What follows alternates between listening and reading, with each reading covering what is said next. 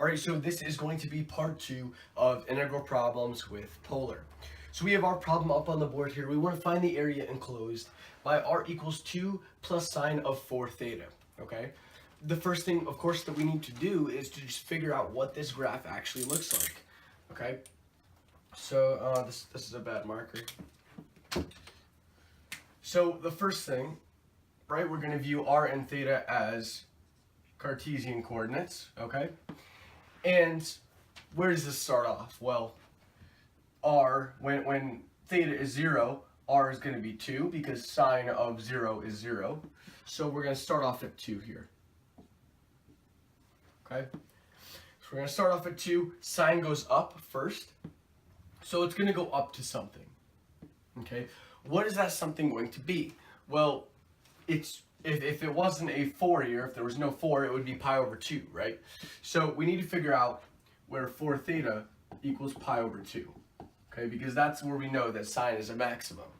So you divide by 4 here and get that theta equals pi over 8.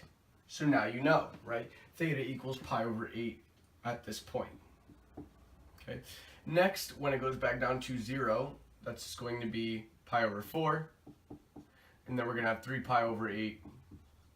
And we're going to come back to, that's just going to be pi over 2.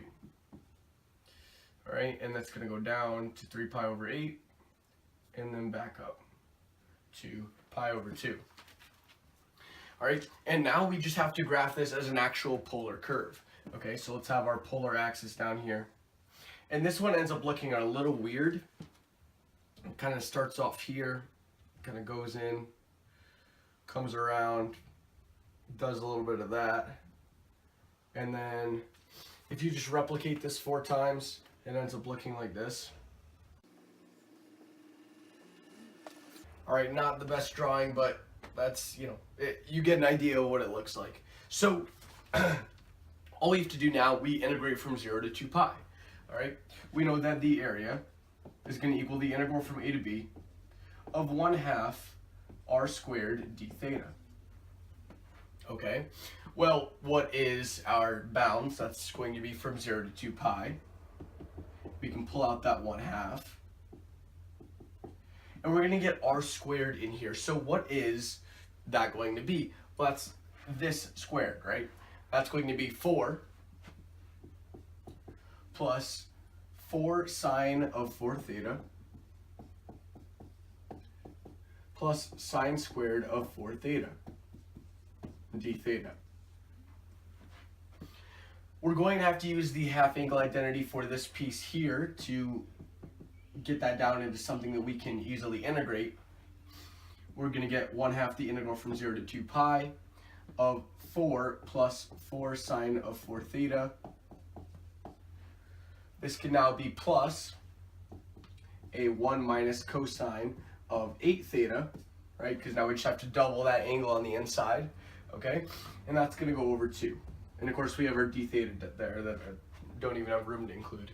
So what we can do here, so it kind of, I don't know, I mean, I like to just have it as one little like piece without any denominators. So I'm going to take this over 2 out, which means that these are going to have to become 8. Okay, so if I take that out, we're going to get 1 over 4, the integral from 0 to 2 pi, 8 plus 8 sine of 4 theta, plus 1, okay, that 1's now going to be by itself, so we can just make this 9. And then we're going to have minus cosine of 8 theta over, well, actually, no, there's no over now, because like I said, we took that out. And we get a d theta there. Real quick, just wanted to give us a little bit more room to integrate here.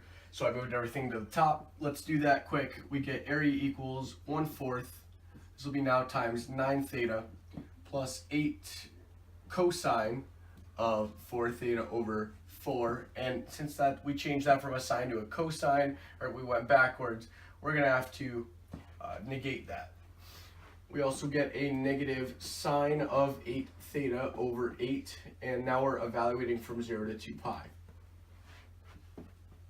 Okay, so real quick, if you're thinking, oh, well, these are the same exact angles, 0 and 2 pi. Well, they're the same exact angles, but they're going to do different things, especially with this 9 theta right here, okay? Because not everything is in a trig function like with cosine and sine, all right? You know, so it's going to do some different stuff.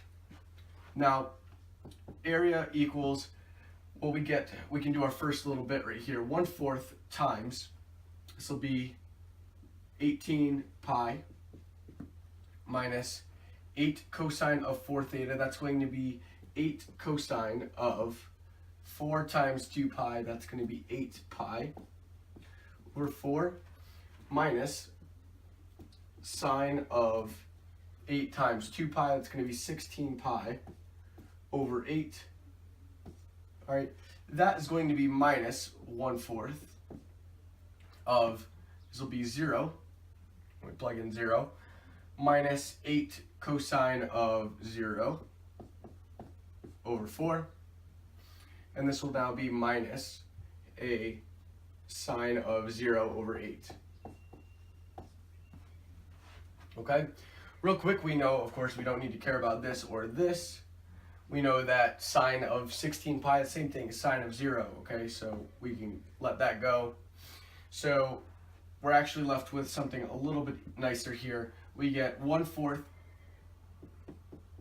times 18 pi minus 8 cosine of 8 pi, the same thing as 8 cosine of 0. That's just going to be 8. 8 over 4 is 2. So we're going to just end up with a minus 2 here.